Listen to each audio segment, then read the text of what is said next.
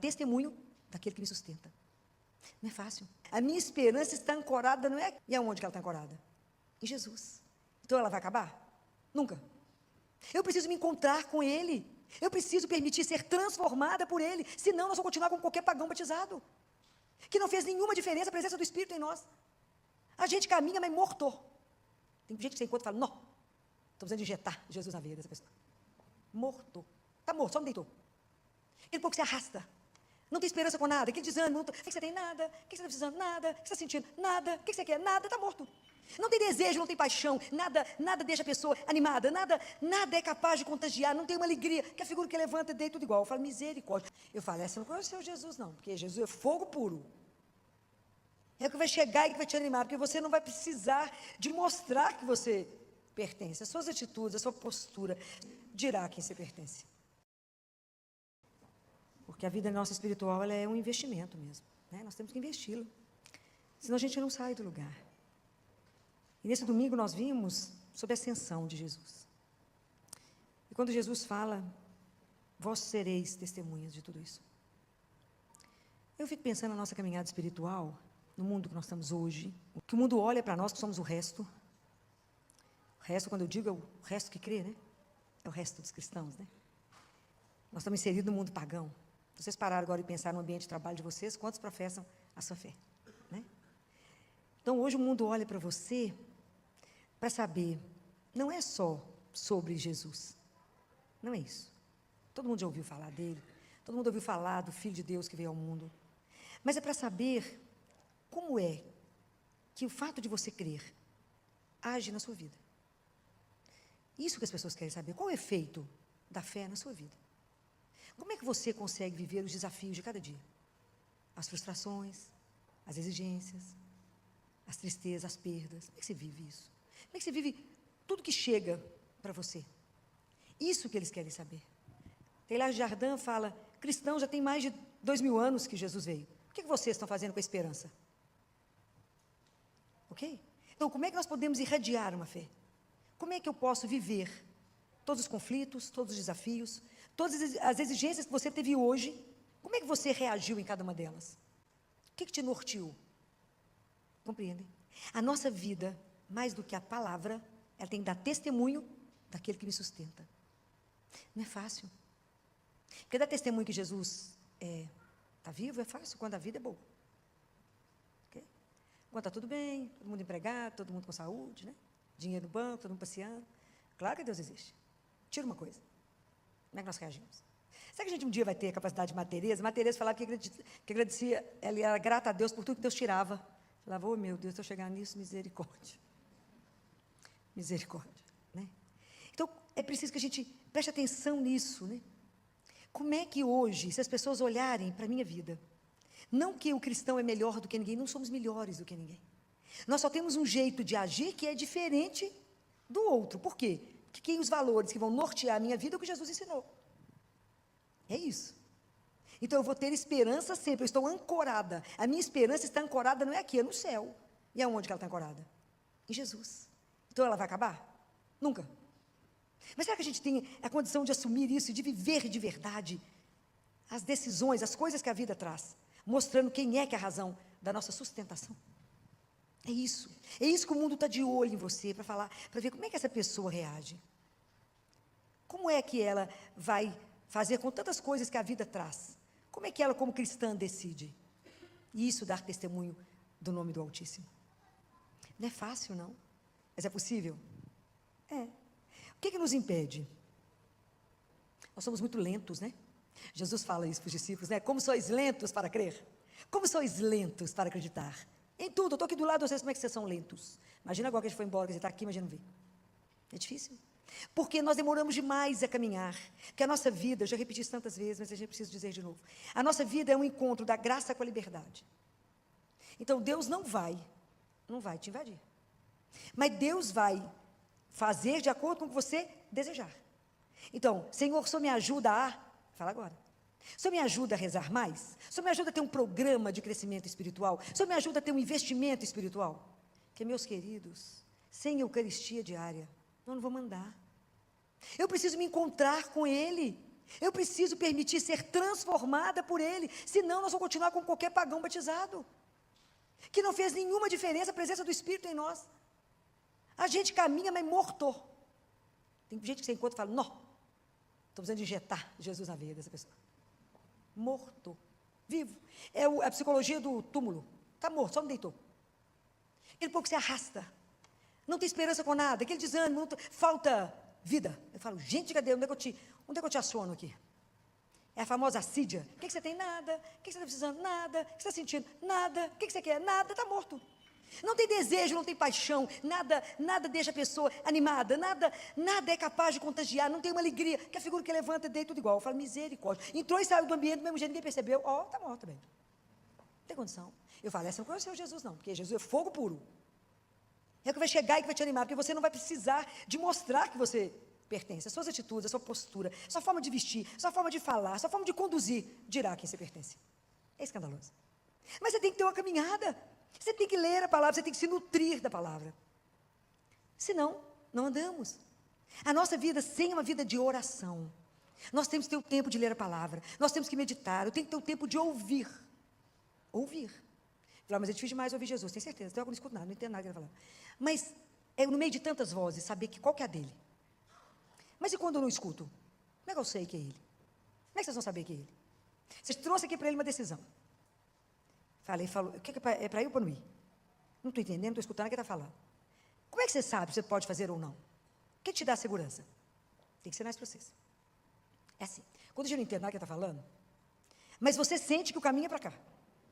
Então você vai. Por que eu posso ir? Porque o amor dele por mim é tamanho, que se eu entendi errado, ele vai mudar o rumo. Vai vir cá, vem para cá. Essa confiança incondicional. Mas para que eu possa ter essa confiança incondicional, essa certeza desse amor que nunca vai me abandonar, eu tenho que ter uma caminhada pessoal com Jesus. Senão você testemunha de quê? De nada, eu vou falar, não, ouvi contar, diz que ele é assim, bom. Mas eu não saboreei, Deus é para ser saboreado, é para você sentir o sabor da misericórdia, o sabor do amor dele, o sabor da graça dele. Isso é para ser sentido, é para poder, Deus permite ser degustado. Isso nós temos que aprender. A relação com Deus, ela é pessoal, vital. Só falta encostar. Nós encostamos, meu Cristi? Nós ainda não entendemos o que é receber Ele vivo. E saber que eu sou nutrida por Ele, porque senão eu não dou conta de andar. E aí eu posso dar testemunho para o outro e falar, não fique desanimado, Jesus é vivo e Ele te ama. Você pode não saber, mas é verdade essa história. Levar a vida que Ele está morto. Ressuscitar, quantos hoje você precisa de ressuscitar? Mas é assim que a gente vai conseguir fazer essas coisas. Mas se eu não tiver um caminho de verdade, eu tenho que ter um querer.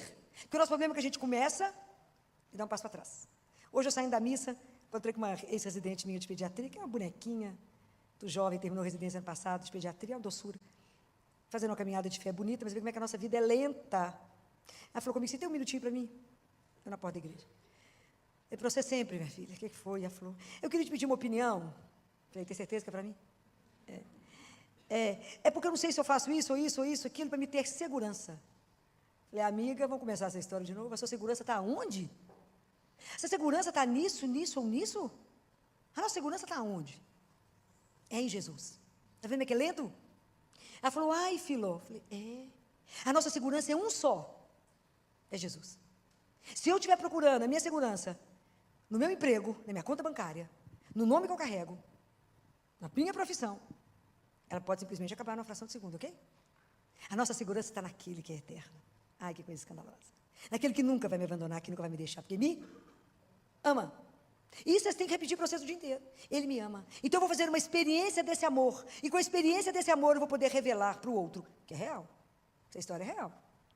Que Jesus não é uma ideia, é uma pessoa. Então eu não ponho minha confiança, e não tenho fé, não é uma ideia, não. É alguém que é concreto. A palavra se fez. Vocês imaginam quando, lá em Gênesis, ele falou, faça a luz aconteceu. Está aí, é tudo concreto. É real, gente. Deus é real. Isso é escandaloso. Um Deus que veio até nós e que nos ama na nossa miséria. Eu fico impressionada. Como é que eu falo, como é que o Senhor vem até mim todo dia na miséria? Não tem nada para te dar. Nada. Continua nessa miséria. Continua essa lerdeza, né? Porque até a gente se abandonar, se entregar e falar, faça o que o Senhor quiser. Até eu desejar somente ter a vontade dEle. Até Ele ser o maior amor da minha vida, minha maior riqueza, minha vida, o ar que eu respiro. Isso tem um chão. Porque com Deus não tem nada mais ou menos. E eu queria ensinar a vocês que vocês lessem No Evangelho de João, João fala assim, e muitas coisas Deus fez, Jesus fez, mas isso aqui está escrito para que vocês creiam. Algum de vocês leu o livro de Catarina Emmerich sobre a paixão de Jesus? De onde Mel Gibson tirou o filme? Ninguém leu. Pois é. Agora o Mel Gibson vai lançar o livro da ressurreição. Vai ser uma coisa extraordinária. Nesse livro,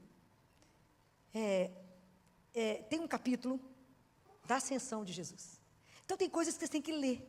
Catarina Emmerich, nos últimos 12 anos da vida dela, ela recebeu todos os estigmas de Jesus. E ela vivia com uma eucaristia por dia, não tinha nem água. Ela foi beatificada por João Paulo II. Tem jeito de não ser, né, gente? Então ela comungava, ela entrava em êxtase e via as coisas e descrevia. Então tem o livro de Nossa Senhora, que é um escândalo. Quando ela descreve a Anunciação, você acha que morre. Quando ela tem um livro dela de Maria Madalena, espetacular. E tem esse livro. Vale a pena ler. Imagina, essa mulher foi beatificada, ela teve todos os estigmas, ela viu tudo, então ela descreve a ascensão. Na verdade, ela começa a descrever 24 horas antes de Jesus ir. E que Jesus andava com os discípulos. Que Jesus, no dia da ascensão, Jesus andou com eles, refez todo o caminho da paixão. E foi explicando para eles as coisas. Nesse local, foi isso.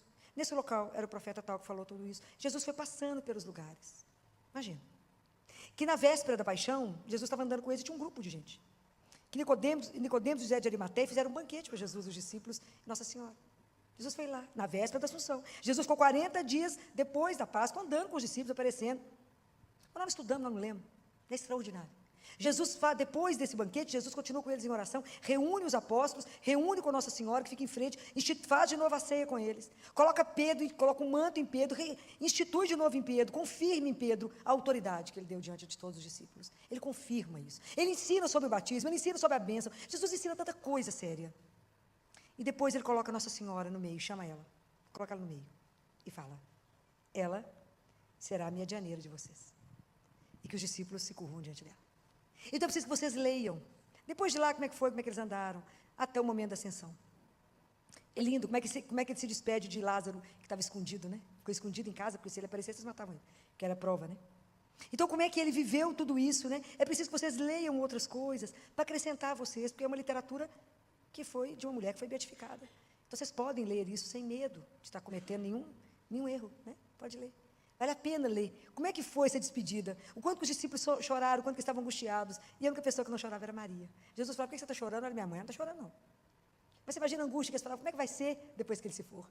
Ele falou, mas eu não estou indo, eu vou voltar. E ele vai se manifestar de outra forma. E é isso que a gente precisa aprender de novo. É isso que a gente precisa viver, essa intimidade, essa amizade com ele. Para que as pessoas possam olhar para a nossa vida e falar, é diferente. Porque somente a fé pode fazer com que eu viva uma dor. E não permitir que a dor seja a última palavra da minha vida. É somente pela fé. Todos nós que cremos, vamos viver sofrimento, dor, tudo, morte, tudo. Claro que vamos.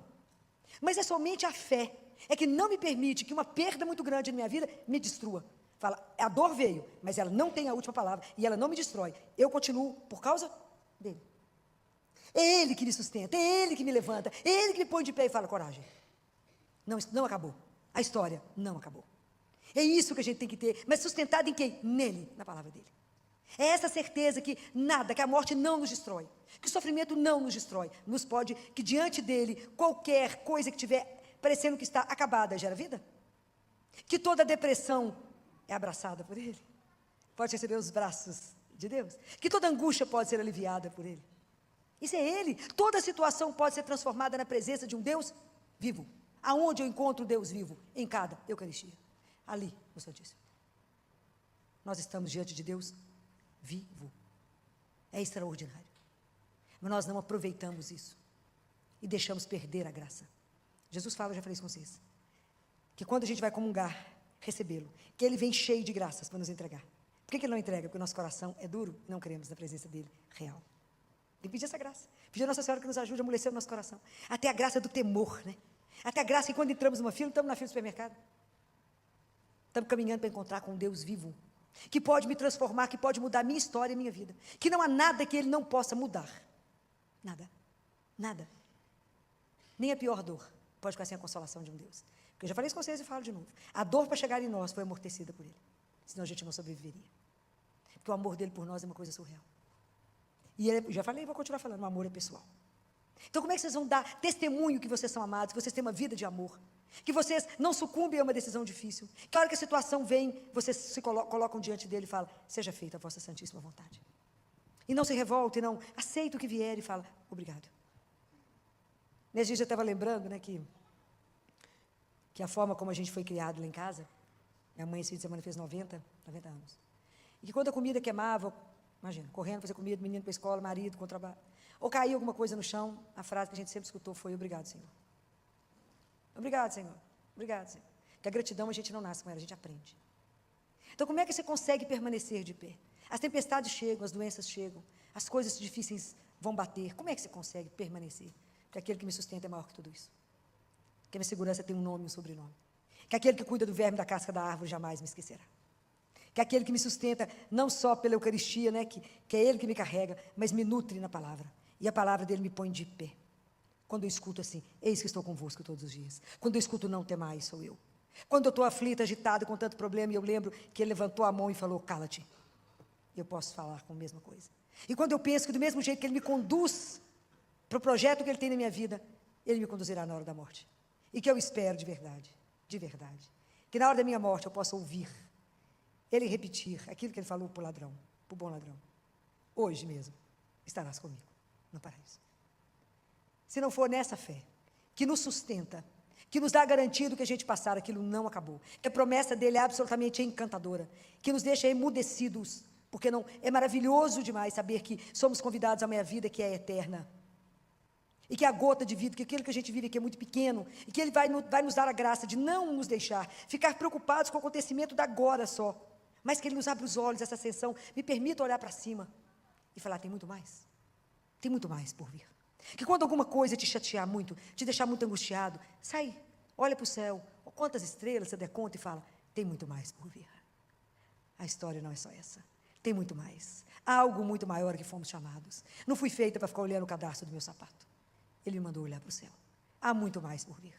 Olha a lua, olha as coisas que ele criou e fala, há muito mais por vir. Há um Deus eterno que cuida de mim, que me ama. Dê testemunho disso pela sua serenidade, pela sua paz que transcende qualquer coisa. Consiga viver o que você tiver que viver. O mundo está de olho em nós. Como que esse povo dá conta? Por causa dele, simples assim. Mas como ele é vivo?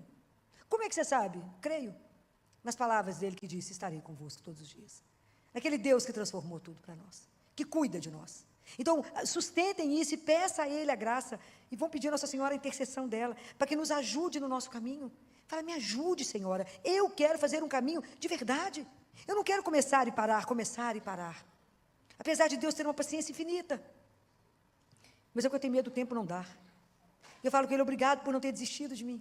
Obrigado por continuar insistindo comigo. Obrigado por me mostrar tanto cuidado, tanto zelo, que às vezes tira a nossa fala.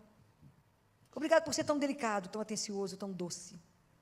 Nessa doçura que Ele permite que a gente saboreie esse mel que Ele é. Ele é doce. Deus cuida. Obrigado por ser inclinado. O Senhor inclinou e veio até mim e fala comigo. Isso é uma coisa surreal. Obrigado por o Senhor escutar as minhas misérias, por eu chorar. E só o Senhor sabe por que eu choro. O Senhor guarda até minhas lágrimas. Obrigado porque eu estou sentado. O Senhor sabe por que eu estou sentado. Se eu levanto, o Senhor sabe por causa de quê. O Senhor sabe tudo que eu sinto, que eu penso, que eu falo. É de enlouquecer esse amor, da gente olhar e falar, como a gente pode ser merecedor disso? Não somos merecedores, Ele é amor. Mas Ele nos convida a viver essa aventura com Ele. Aquilo que eu falei semana passada com vocês. A aventura com Jesus não tem um cartão, não tem uma pólice de seguro, ok? É uma aventura. Mas é encantador. Então, que Deus nos conceda essa graça, né, da gente primeiro se converter. E não demorar muito. Pedir a Ele que tire tudo aquilo que me prende. Independente se é uma corda ou se é um fio de nylon. Mas aquilo que me impede de me lançar e falar, eu creio, e viver daquilo que você crê. E tomar as atitudes a partir daquilo que você crê. E falar, você faz isso por causa de quê? Por causa de Jesus? Mas de Jesus? É, de Jesus. E há uns 15 dias atrás, um pai falou comigo lá no consultório. Doutor Vila, posso fazer uma pergunta? A senhora pode. A senhora poderia me passar, se a senhora não se importar, a vitamina que a senhora toma? Falei, para. Primeiro que a senhora tem uma energia que a gente fica assim meio impressionado. Essa hora, a senhora nessa animação, trabalhando. Eu ri. E a outra? A senhora adoece. Meu filho tossiu na sua cara. Meu menino nem adoeceu, eu já adoeci. A senhora, a gente não vê a sua doente. Qual que é o segredo? Só tomou vacina? Falei, tomei vacina de gripe. Não, mas tem que ter mais uma vitaminazinha que só toma, tem não? Falei, eu vou ser muito sincero para o senhor. Eu não tomo nenhuma vitamina. Mas eu acho que que eu tenho uma explicação para isso. Só pode contar? Posso. Eu tenho a graça da missa diária e eu recebo Jesus vivo todos os dias. Ele falou, falei, pelo seu que você não caminha. É a sua incredulidade que não deixa você sair do lugar. O dia que você acreditar no que eu te digo, você verá quão extraordinário é andar diante de um Deus vivo. Mas tem que querer, porque a nossa vida depende da nossa liberdade. Isso, para mim, é uma das coisas que mais me encanta em Deus. Ele cria cada um de nós, tem um projeto escandaloso para cada um de nós, se a gente quiser. Fala, mas você é livre. Isso é escandaloso, que eu posso falar com ele, eu não quero nada com o Senhor. Ou eu posso falar, eu quero viver com o Senhor. E ele espera e aceita qualquer decisão nossa. Tem que amar demais, tem que ser uma coisa extraordinária, para falar, se você quiser. Não é maravilhoso nosso Deus? Mas eu quero que vocês tenham essa paixão por Ele, para que vocês possam, vocês darem testemunho desse Deus de amor. E eu quero encerrar com um poema do Vantuan François Vantuan. Já falei com vocês desse arcebispo, que vai ser santo. Vai ser santo. O processo de canonização dele está aí. Já contei para vocês. Um dos livros dele se chama 5 Pães e 2 Peixes. Ele ficou preso por 13 anos, onde não tinha nem janela. E ele escreveu esse poema, e com ele eu quero encerrar, junto com um trecho da carta de Coríntios, e que ele diz assim: só Deus pode dar a fé, mas vós podeis dar o vosso testemunho. Só Deus pode dar a esperança, mas vós podeis dar a confiança aos vossos irmãos e irmãs. Só Deus pode dar o amor, mas vós podeis ensinar os outros a amar. Só Deus pode dar a paz, mas vós podeis espalhar sementes de unidade. Só Deus é o caminho, mas vós podeis mostrá-lo aos demais. Só Deus é a luz, mas vós podeis fazê-la resplandecer nos olhos de todos. Só Deus é vida, mas vós podeis dar aos outros vontade de viver. Só Deus pode fazer aquilo que parece impossível, mas vós sereis capazes de fazer aquilo que é possível. Só Deus é suficiente por si mesmo, mas Ele prefere contar conosco. Na carta de Coríntios, primeira carta de Coríntios, no capítulo 16, no versículo 13, eu quero encerrar com essa frase. E ele diz: permanecei firmes na fé, sede corajosos, e sede fortes. Que Nossa Senhora interceda por nós, para nos ajudar a permanecer firme na fé, com coragem, com fortaleza, que é uma das graças, que é um dos dons do Espírito Santo,